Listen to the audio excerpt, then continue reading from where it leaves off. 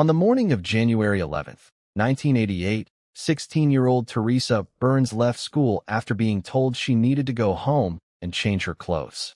It seemed like an ordinary school day in the quiet town of Mishawaka, Indiana, a place where violent crime was almost unheard of. No one could have imagined that within a few hours, Teresa would be dead inside her own home, and her killer would remain free for nearly 3 decades. But what made this case especially disturbing wasn't just the brutal murder. It was the fact that investigators would spend years chasing the wrong leads while the real killer quietly blended back into everyday life. This is the story of a crime that took 27 years to solve. Mishawaka was the kind of town where neighbors knew each other by name. Homicides were so rare that police officers could go years without investigating a murder. That peaceful reputation was shattered shortly after 5 p.m. Teresa's older brother, Steve Burns, arrived home from work expecting nothing more than a normal evening. Moments earlier, he had received a phone call from his younger brother asking if he could come home from school. Steve unlocked the front door and stepped inside. At first, nothing seemed unusual. Then he noticed Teresa lying face down on the kitchen floor. Thinking she might be playing a prank, he called her name. There was no response. As he gently tried to roll her over, a pool of blood spread across the floor. His sister wasn't unconscious. She was dead. Within minutes, emergency responders flooded the quiet neighborhood, but there was nothing they could do. 16-year-old Teresa Burns had been shot multiple times in the face. For her family, life would never be the same again. Detective Craig Whitfield arrived at the scene knowing he was facing one of the most serious investigations of his career. Inside the house, he immediately noticed something unusual. There were no signs of forced entry. The doors and windows were intact. Whoever entered the home hadn't broken in. And family members cried as Stephen Burns, seen here in a gray suit and red tie, described the night he found his younger sister face down on the floor. Stephen went on to say he called 911 and ran outside, stopping his 7-year-old brother who was on the way home from a neighbor's. I went over and nudged her leg, was telling her, all right, game's over, quit playing, get up, Burns recalled. How did she respond, asked prosecutor Ken Cotter. She didn't move, Burns replied, so I knelt down to see what was going on. As I grabbed a hold of her and started rolling her over, there was a big bubble of blood that came off of her face, and I saw that her face was smashed, messed up. That's when I started to panic. That neighbor, Susan Diver, told jurors Teresa had either known the visitor well enough to let them inside, or the door had simply been left unlocked. The scene raised even more troubling questions. Teresa's clothing had been partially removed, suggesting that whoever attacked her may have intended to sexually assault her. But there was no clear indication that the assault had been completed. Had the killer been interrupted? Or had something caused the attack to suddenly escalate into murder? Investigators couldn't answer those questions.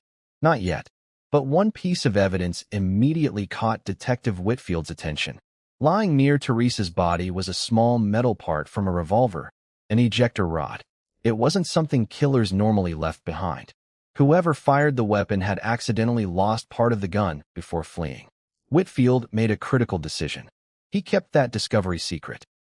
If the public didn't know about the missing gun part, then only the real killer would recognize its significance. It was the first real clue in a case filled with mysteries. The medical examination revealed another disturbing detail. Teresa hadn't been shot just once. She had been shot 4 times in the face. To experienced detectives, that suggested something deeply personal. This didn't look like a random act of violence. Someone had wanted to make absolutely certain she wouldn't survive. But if the killer knew Teresa, who was it? And why would anyone want a 16-year-old girl dead inside her own home? As detectives begin investigating Teresa's final hours, suspicion falls on the people closest to her, including her own brother. Then, one phone call reveals a mystery visitor who may have been the last person to see Teresa alive.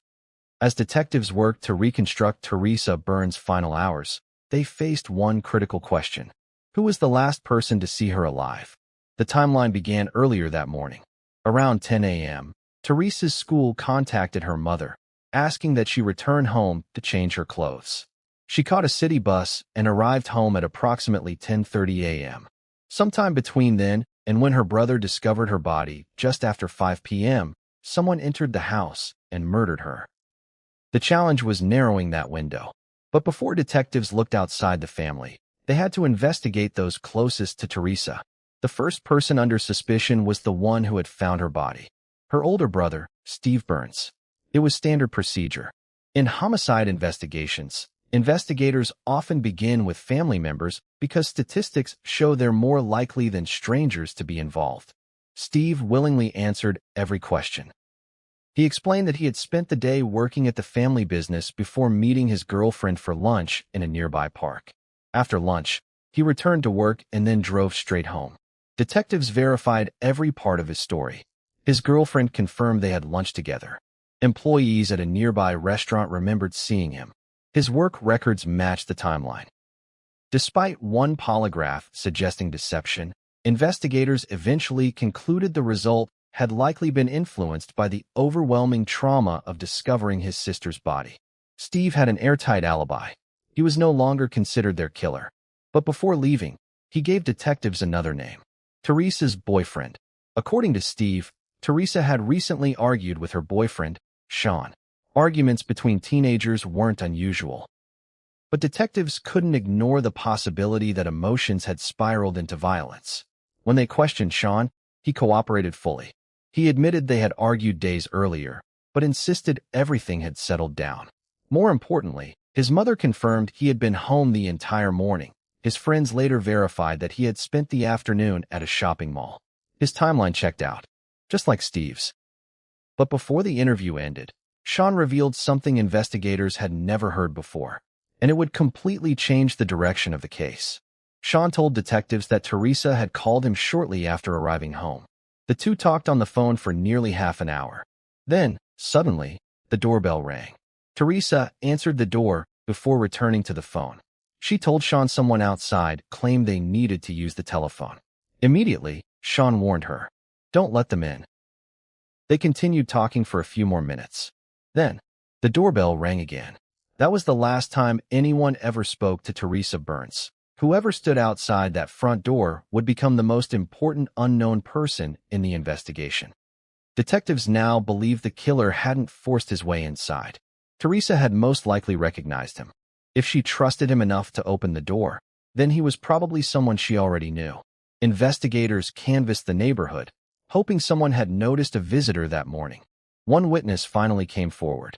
She reported seeing a young man walk up to Teresa's front door around 11 a.m., the exact same time Sean said the doorbell had interrupted their conversation. The witness described him as a white male with dark hair, medium build, and late teens to early 20s. A police sketch was created and released to the public.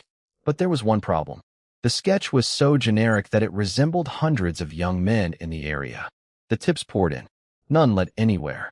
Weeks turned into months, and despite interviewing dozens of people, investigators were no closer to identifying the mysterious visitor.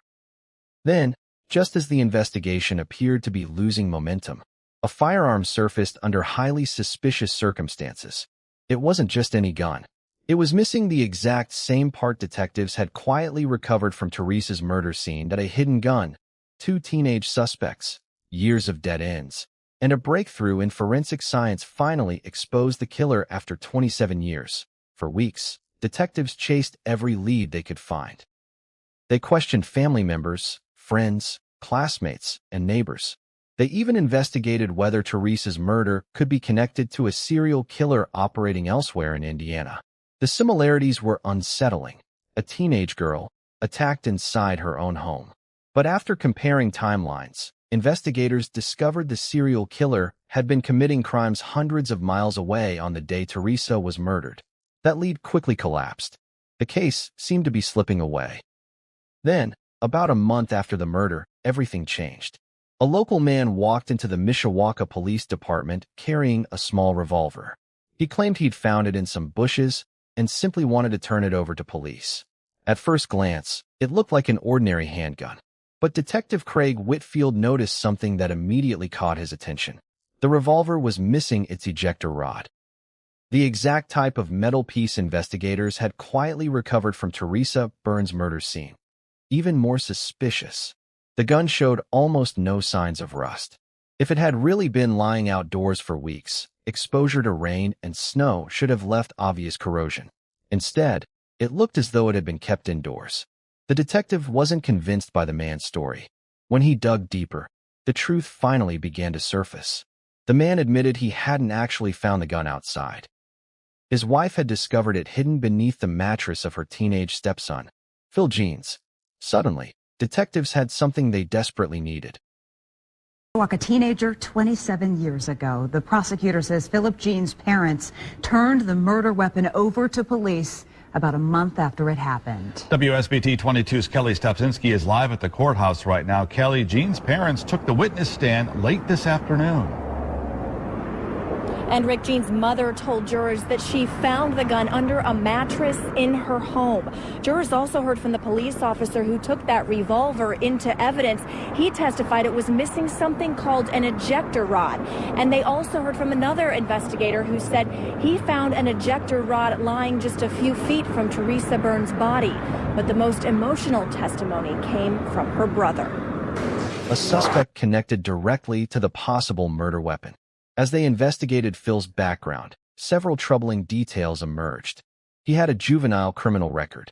He was known around town for fighting and intimidating other teenagers. And most importantly, he wasn't a stranger to Teresa Burns. Phil was dating Teresa's best friend and had visited Teresa's house before. He knew exactly where she lived. He wouldn't have needed to force his way inside. Teresa would have recognized him. And that fit perfectly with what detectives already believed. When investigators questioned Phil, he insisted he couldn't have committed the murder. Trying to distance himself from the investigation, Phil shifted the blame onto one of his closest friends, James Lewis. According to Phil, the two teenagers regularly shared the revolver. If Teresa had been murdered with that gun, he suggested James could have been the one holding it. Now detectives had two suspects and one weapon, but they still couldn't prove who fired the fatal shots. Investigators questioned James Lewis, who admitted he had handled the revolver before. But he denied any involvement in Teresa's murder. His alibi wasn't perfect. Even more troubling, witnesses claimed James had once threatened his girlfriend by saying he would kill her just like Teresa. It was a disturbing statement, but disturbing words weren't enough for a murder conviction. Detectives sent the recovered revolver to forensic experts, hoping ballistic testing would finally identify the weapon as the murder gun. The results were devastating. Inconclusive. The bullets couldn't be matched with certainty. After months of relentless work, the strongest lead in the entire investigation had disappeared. Without physical evidence linking either suspect to the crime, the case slowly went cold. Years passed.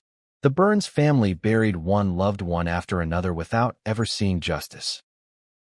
He's on trial for killing a Mishawaka teenager 27 years ago. The prosecutor says Philip Jean's parents turned the murder weapon over to police about a month after it happened. WSBT 22's Kelly Stopczynski is live at the courthouse right now. Kelly, Jean's parents took the witness stand late this afternoon. And Rick, Jean's mother told jurors that she found the gun under a mattress in her home. Jurors also heard from the police officer who took that revolver into evidence.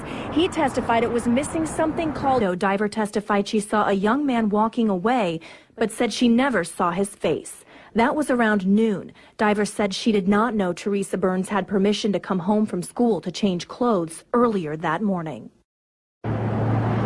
Also today, a Metro homicide technician testified he was assigned to take the evidence from this case out of the archives in 2010. He said he sent some of the DNA stuff down, the rape kit and underwear and other things down to the Indiana State Police Lab, but it came back saying that there was not enough DNA on it to be analyzed. Keep in mind, though, DNA evidence was not available in 1988 the way that it is used today in murder cases. Philip Jeans' lawyer pointed out the Indiana State Police Lab only ran that evidence to see if it had Teresa Burns' DNA on it, not looking for any other DNA. Many believed Teresa's killer would never be caught.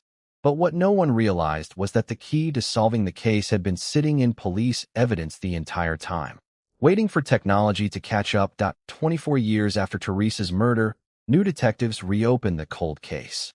Advances in forensic science finally exposed the truth. and one suspect's own words become the evidence that helps send him to prison for life.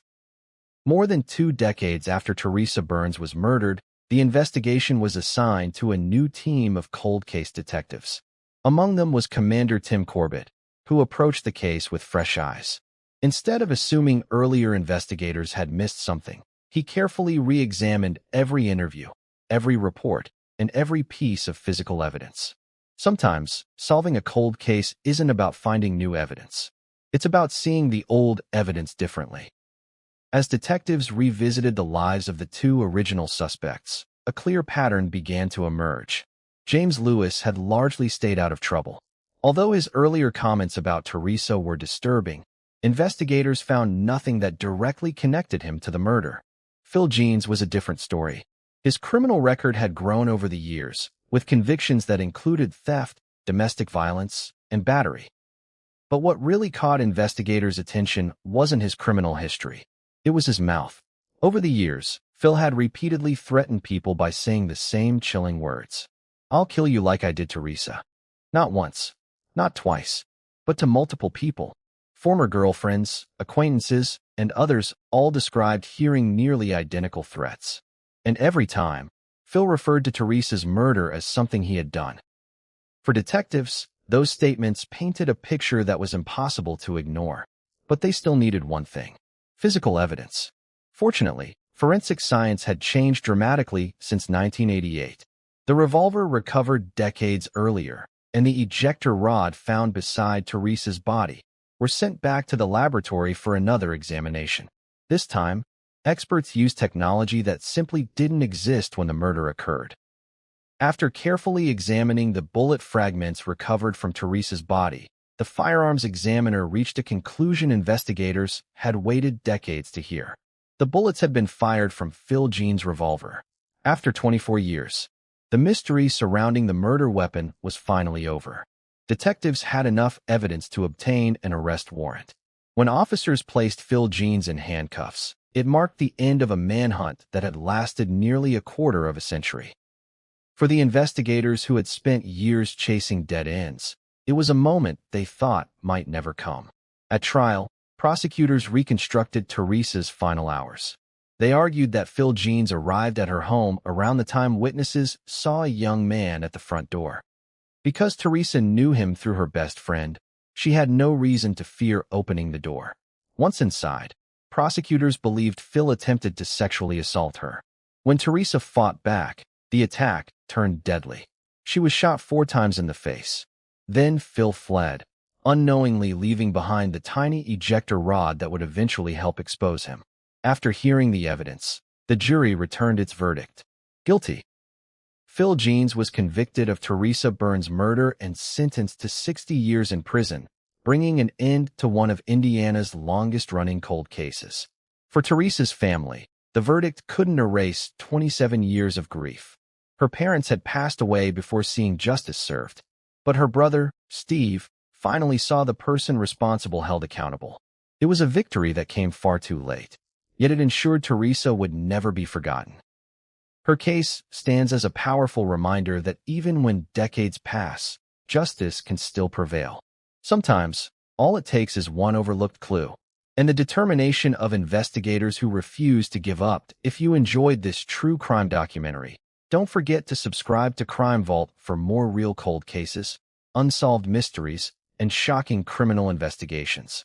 Because no matter how much time has passed, the truth always has a way of catching up.